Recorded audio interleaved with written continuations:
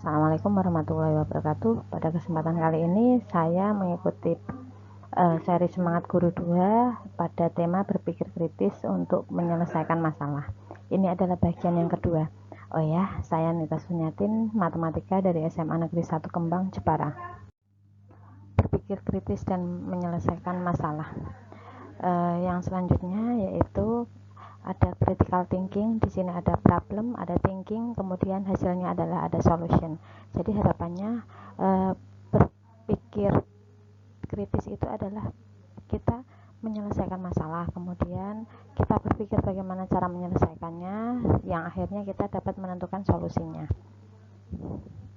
Perubahan begitu cepat sehingga tingkat berpikir kritis akan menentukan daya tahan seseorang dalam kompetisi untuk menjadi yang lebih unggul. Kemampuan berpikir kritis adalah kemampuan yang penting karena dapat mengembangkan dan menyatakan ide-ide penting, membantu kita dalam mengkaji gagasan-gagasan yang rumit, sehingga menjadi sistematis yang dapat memahami lebih baik sehingga mencegah orang-orang untuk membuat keputusan yang buruk. Jadi harapannya di sini kita bisa memilih ya mana opini, mana fakta.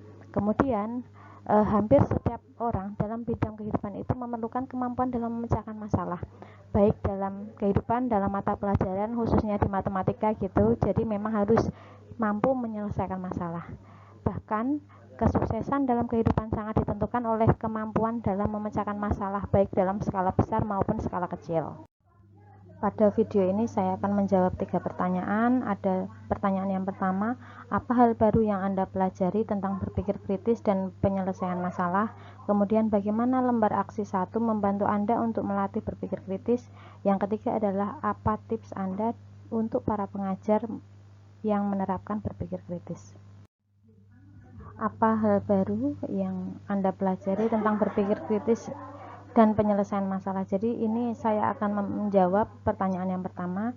Jadi berpikir kritis itu adalah keterampilan seseorang dalam mengambil keputusan yang penuh sadar dan hati-hati untuk menerima, menolak, atau menangguhkan penilaian terhadap suatu klaim ya. Jadi memang betul ada hubungannya antara memilih fakta atau opini dan derajat keyakinannya dalam yang menerima atau menolak klaim tersebut. Jadi kita menerima atau menolak dari pernyataan tersebut.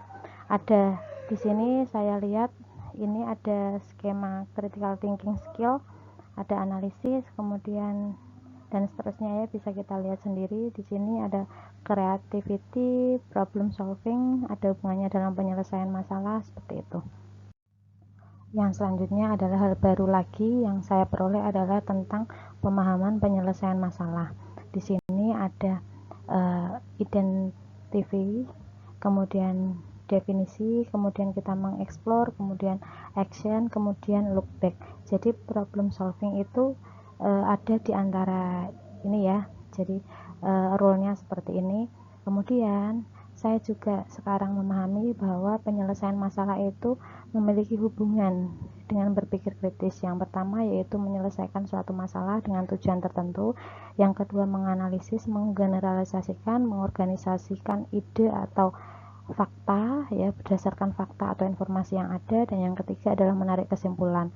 Dalam artian di sini adalah menarik kesimpulan dalam menyelesaikan masalah secara sistematik. Menjawab pertanyaan yang kedua, bagaimana lembar aksi 1 membantu Anda untuk melatih berpikir kritis? Jadi lembar aksi 1 ini sangat membantu saya untuk melatih berpikir kritis karena menggiring saya untuk bisa membedakan mana fakta, mana opini dengan menggali beberapa pertanyaan yang harus saya jawab terhadap suatu opini tersebut sehingga diperoleh suatu fakta gitu. Untuk pertanyaan yang ketiga, apa tips Anda untuk para pengajar menerapkan berpikir kritis?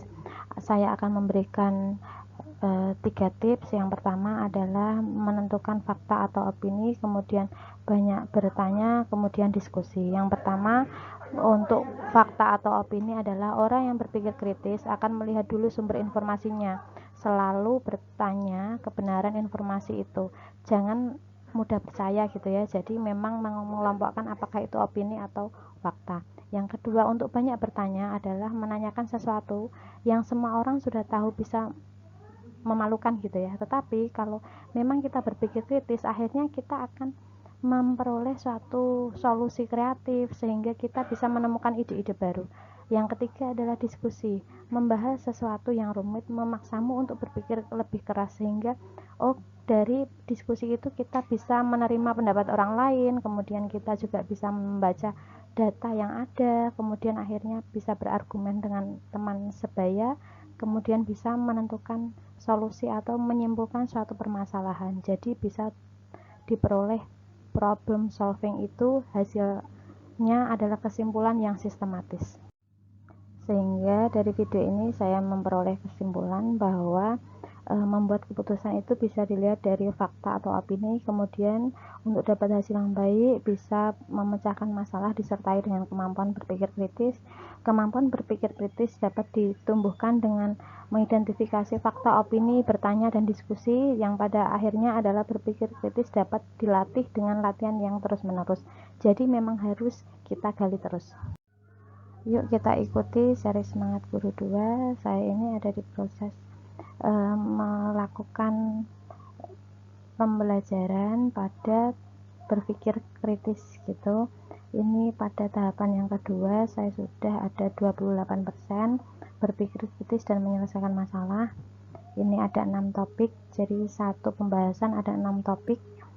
Nah, ini kita lihat ada ringkasan materi, kemudian ini adalah bisa lihat webinarnya, sangat seru sekali. Jadi harapannya yang belum ikut bisa ikut gitu ya.